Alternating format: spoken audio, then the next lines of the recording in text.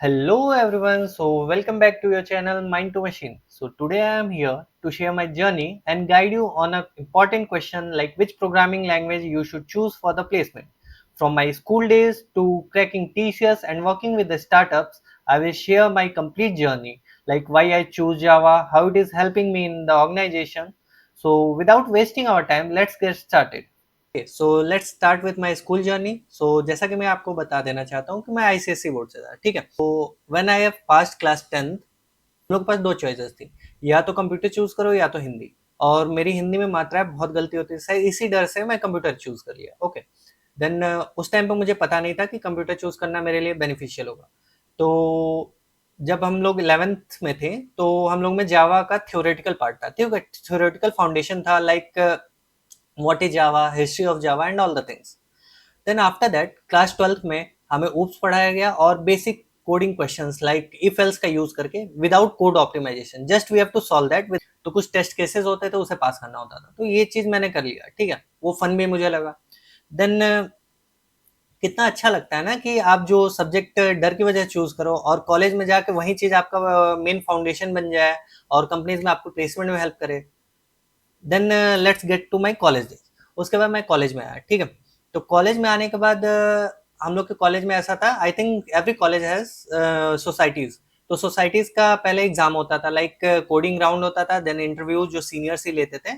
तो उस सोसाइटीज में जाने के बाद हम लोग को स्किल्स पे काम करवाया जाता था, ठीक है। तो बेस्ट बच्चों को लिया जाता था। तो कोडिंग राउंड में मैं बैठा, मुझसे एक भी क्वेश्चन नहीं हुआ। उससे पहले तक मुझे लगता था कि ठीक है, कोडिंग तो मुझे आती है, मैं स्कूल में पढ़ा था। लेकिन उस समय पता चला कि कोड ऑप्टिमाइजेशन भी कुछ चीजें होती हैं, ठीक है। मैं अभी कहीं नहीं स्टैंड करता था। तो फिर मैं, जैसे कि आप लोग ये वीडियो देख रहे हैं, मैं भी इसी तरह यूट्यूब पे बहुत सारा सर्च किया कि कौन सा लैंग्वेज चूज करूं, किससे स्टार्ट करूं, कौन सा इजी पड़ेगा, कौन से कंपनी में ज़्यादा यूज होगा। तो मैं उस टाइम पे सर्च किया तो जावा मोस्ट वाइडली यूज लैंग्वेज था, जो कि ऑर्गेनाइजेशंस में हेल्प करता था। फिर मेरे दिमाग में स्ट्राइक किया कि मैं तो मेरे थ्योरेटिकल फाउंडेशन बहुत अच्छा है इसमें, लाइक कोडिंग्स के भी चीजें समझ में आती हैं, लाइक पब्लिक क्यों लिखते हैं, ये सारी चीजें मुझे समझ आती थी। उसके कॉन्सेप्ट मुझे बेसिक आते थे। तो मुझे बस इसी को मास्टरी करना था। तो मैंने सोचा क्यों ना इसी पे मास्टरी कर ले। तो एंड मुझे ये भी पता चल चुका था कि more than 90% of the organization are using Java, ठीक है। After finding this much benefit in Java, I started thinking that why not to master Java. Okay, so उसके बाद मैं जावा में ही मास्टरी करने लगा, ठीक है। Front end, back and and everything सब। उसके बाद मैं अब कुछ गलतियां बताना चाहता हूँ जो कि स्टूडेंट्स करते हैं और शायद आप भी कर रहे होंगे। क्या?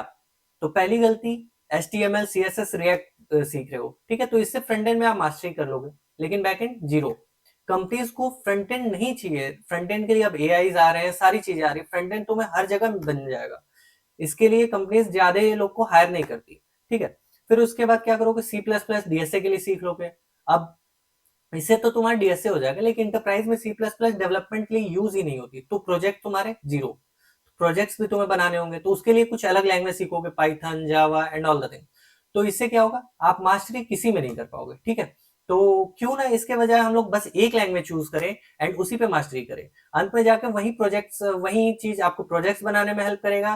प्लेसमेंट में भी आपसे पूछा जाता है in which one language you are comfortable with, उसी में आपसे डीएसए प्रोजेक्ट्स। अब ऐसा तो नहीं कि प्रोजेक्ट्स आप पाइथन में बना रहे होगे और वहां बताओगे सी प्लस प्लस, तो पूछेंगे पाइथन कैसे प्रोजेक्ट बनाया, ये सारी चीजें, ठीक है। तो यही मैं बोलना चाहता हूँ कि जावा इक्वल टू इंटरप्राइज जॉब्स, ठीक है। जावा सबसे ज्यादा जरूरी है। जावा से तुम फ्रंट एंड कर सकते हो, बैक एंड कर सकते हो, ऐप डेवलपमेंट कर सकते हो।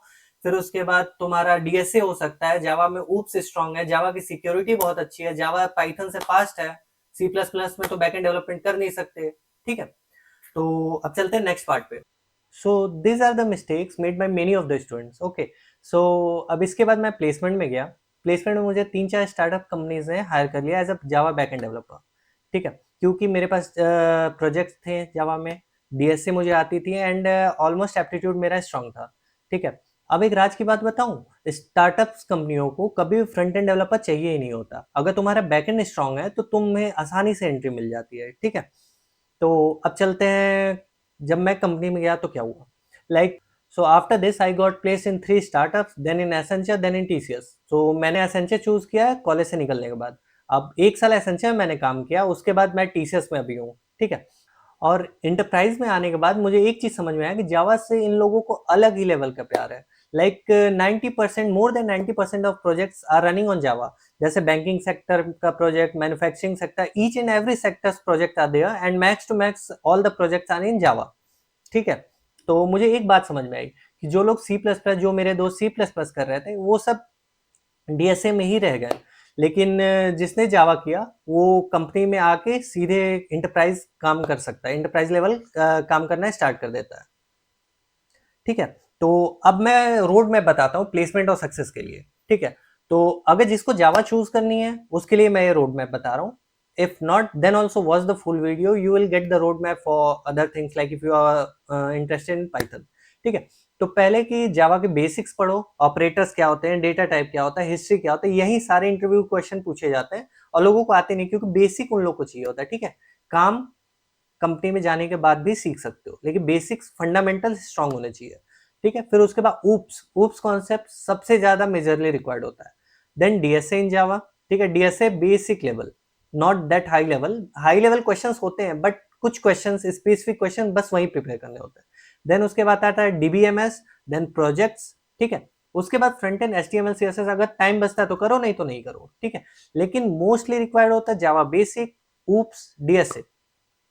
ठीक है, अब इसके बाद चलते हैं कि भैया पढ़े कहाँ से। ठीक है, तो मैं प्लेलिस्ट एक स्टार्ट किया है मैंने कोर जावा का। इसमें मैं डेली एक 5 से 10 मिनट का, मीन्स एक टॉपिक का वीडियो अपलोड करता हूँ, जो कि मैं श्योरली करता हूँ।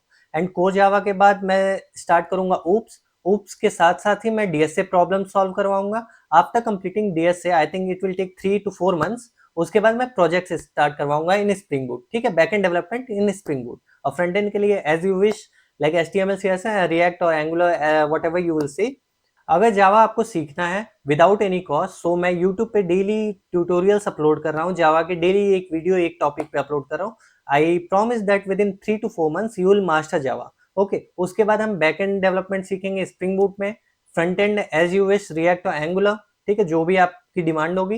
Video if you like it and subscribe to my channel so that you will get the notification for Java tutorial. Okay, तो वीडियो को बस इतना ही रखते हैं। All the best for your placements and till then take care, bye bye and Tata.